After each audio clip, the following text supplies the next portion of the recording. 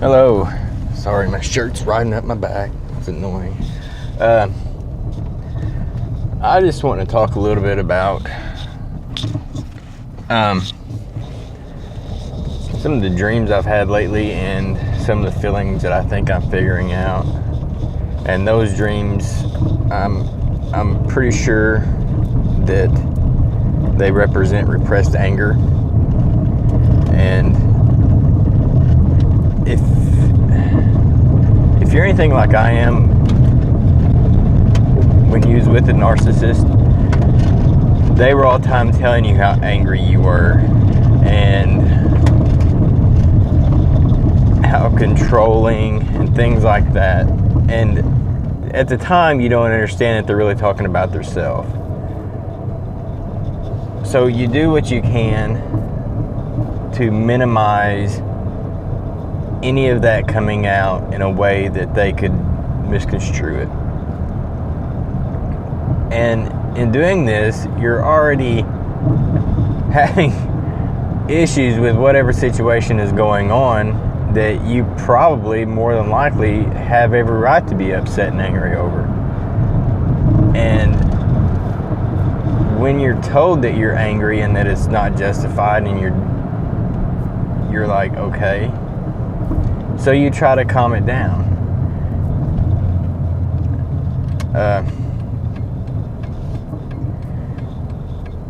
How we let ourselves get into that situation is completely different than what I want to talk about today. And I'm sure that you probably already know.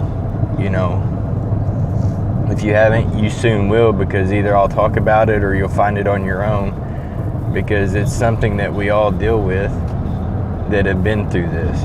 It's you want to seek out, you want to learn, and by the time you're done, you're probably going to be pretty learned in psychology. And I'm not saying that I am, but I've always been fascinated by it, for one. But now I actually read these books, psychological books, and I find them fascinating. And it hasn't got a lot to do with the narc as much as it has to do with rediscovering myself and understanding where I am in this journey. But when you go to repressing that anger and you call it being patient or being humble, then you're labeling something that isn't that. And for me, that's been really confusing, figuring out where that line really is, because there's times when you do need to be angry. And it's justifiable. I mean, I don't mean go out there and act on it, but there's times when you're done wrong and you need to feel those feelings. I mean, they're there for a reason. And there's times when you actually need to act upon it just a little. I'm not saying be violent, but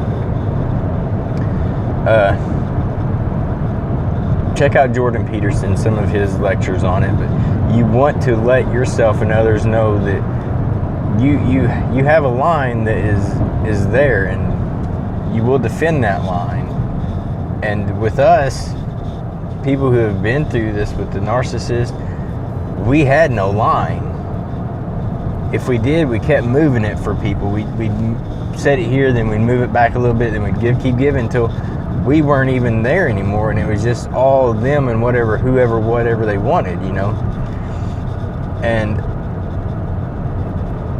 that's where I've been working on and starting to develop my shadow self.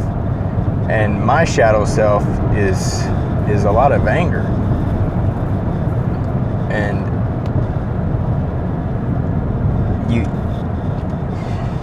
I've always thought, I shouldn't be angry about things. I shouldn't be this way. I shouldn't be that way, I should be more humble. I should be more understanding. People have lives too, It's better to be the bigger person. Well, at times it's not, Sometimes you just gotta say fuck you and walk away. And with the narcissist, if you leave them before they discard you, that's the biggest one you can ever do to them. You ain't even got to say anything, just be done. And I believe that it still bothers my narc today, because I've seen her attempts at trying to get at me, and they're petty. I mean, they're just, and at one time they probably would have gotten to me. But anyway, my dream that I've been mulling over in my head was that of a bully. I was and I don't know why, but a lot of these dreams actually still involve my narcissist, and I think that's for a reason, and I pay special attention to those. But she was in there, and I was defending her against something. I don't know what it was, but then this big, muscled up, angry man, I mean, dude, he was a huge guy, come at me. And I stood my ground with him. I held him back. I didn't fight him. I didn't do anything other than repress him. And the next day I got to looking up the meanings of this, and it was a bully that represented my repressed anger. And there's been some stuff going on in my life lately that I've not been dealing with, and there's some past stuff that is trying to come forward, and this bully represents all of that. I would liken him to a non-green Hulk. That's about what this dude looked like, and which is fitting because the Hulk, is anger. Excuse me. But once I understood this, I understood that that's what I was doing in my waking life, is whenever something would come at me, no matter what I was doing, I would repress that anger. And I would use the I'm being humble, I'm being patient, I'm being kind, I'm being the bigger person to do that.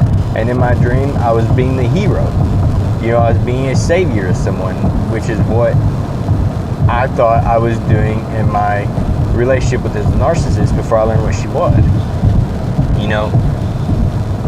She was this, and I'm not blaming her or anyone that's been through this, but she was this molested girl that had been really hurt by people, by men, and I wanted to show her that she could be loved, that I loved her, and that I wasn't going to hurt her, and I would do whatever I could to show her that.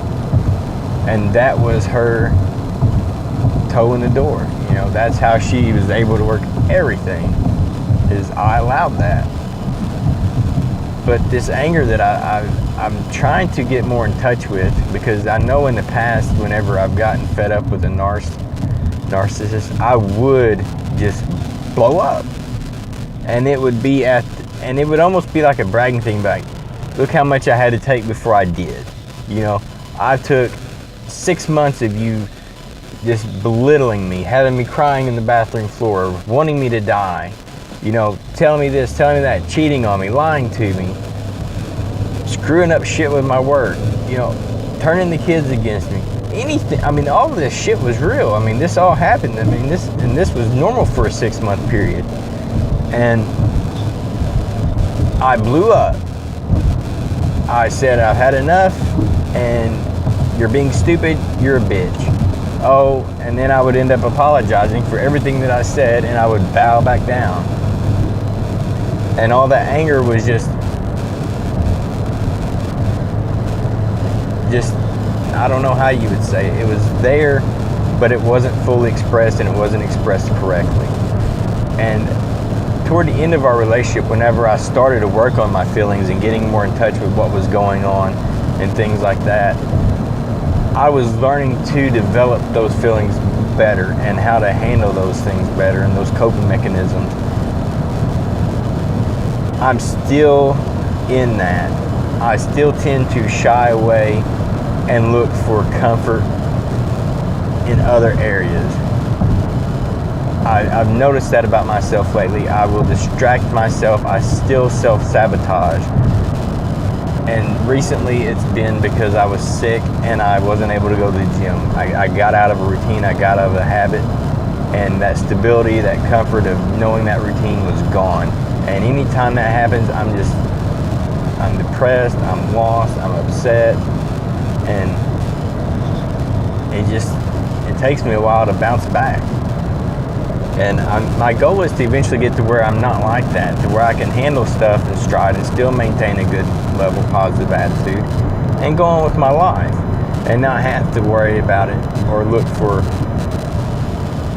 any kind of comfort anywhere else. But I would, if you're a man especially, because men tend to be more emotionally repressed, and that's stupid. I mean, we do that to ourselves, especially if you're like me. You're a really big-hearted guy, and you've just been dealt a shitty life, and you're just doing the best you can out of it. I mean, I've repressed so many feelings, not just the bad ones, but the good ones. I'm so afraid of having love right now. I want it dearly, I really do, but I'm just so afraid of what love has always meant. To have that again, to open up and to trust that that person is not going to hurt me.